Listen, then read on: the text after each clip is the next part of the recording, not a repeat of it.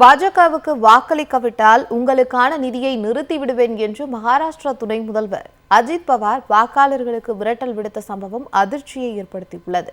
மகாராஷ்டிராவில் பாஜக தலைமையில் அஜித் பவார் பிரிவு தேசியவாத காங்கிரஸ், ஷிண்டே பிரிவு சிவசேனா கட்சிகளின் கூட்டணி ஆட்சி நடைபெற்று வருகிறது. இந்த மாநிலத்தில் உள்ள மாலேகான் நகர் பஞ்சாயத்து தேர்தல் டிசம்பர் 2ஆம் தேதி நடைபெறவுள்ளது. இதற்கான பிரச்சாரத்தில் துணை முதலமைச்சர் அஜித் பவார் கலந்து கொண்டார். அப்போது தேசியவாத காங்கிரஸ் கட்சியின் வேட்பாளர்களை நீங்கள் தேர்ந்தெடுத்தால் நிதி பற்றாக்குறை ஏற்படாமல் பார்த்துக் கொள்வேன். ஆனால் எங்கள் வேட்பாளர்களை நீங்கள் நிராகரித்தால் நான் உங்களுக்கான நிதியை நிறுத்திவிடுவேன் என்று மிரட்டல் விடுக்கும் தொனியில் பேசினார். அஜித் பவாரின் இந்த பேச்சு கடும் சர்ச்சையை ஏற்படுத்தியுள்ளது.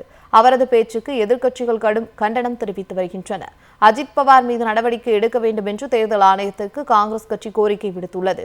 மேலும் அஜித் பவார் தனது பேச்சுக்கு மக்களிடம் நிபந்தனையற்ற மன்னிப்பு கோர வேண்டும் என்று காங்கிரஸ் கட்சி கோரியுள்ளது.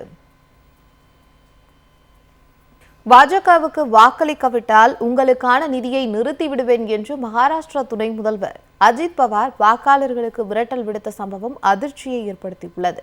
மகாராஷ்டிராவில் பாஜக தலைமையில் அஜித் பவார் பிரிவு தேசியவாத காங்கிரஸ், ஷிண்டே பிரிவு சிவசேனா கட்சிகளின் கூட்டணி ஆட்சி நடைபெற்று வருகிறது.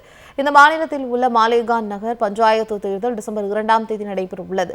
இதற்கான பிரச்சாரத்தில் துணை முதலமைச்சர் அஜித் பவார் கலந்து கொண்டார். அப்போது தேசியவாத காங்கிரஸ் கட்சியின் வேட்பாளர்களை நீங்கள் தேர்ந்தெடுத்தால் நிதி பற்றாக்குறை ஏற்படாமல் பார்த்துக் கொள்வேன். ஆனால் எங்கள் வேட்பாளர்களை நீங்கள் நிராகரித்தால் நான் உங்களுக்கான நிதியை நிறுத்திவிடுவேன் என்று மிரட்டல் விடுக்கும் தொனியில் பேசினார். அஜித் பவாரின் இந்த பேச்சு கடும் சர்ச்சையை ஏற்படுத்தியுள்ளது.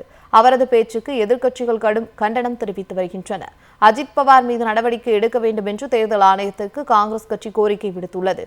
மேலும் அஜித் பவார் தனது பேச்சுக்கு மக்களிடம் நிபந்தனையற்ற மன்னிப்பு கோர வேண்டும் என்று காங்கிரஸ் கட்சி கோரியுள்ளது.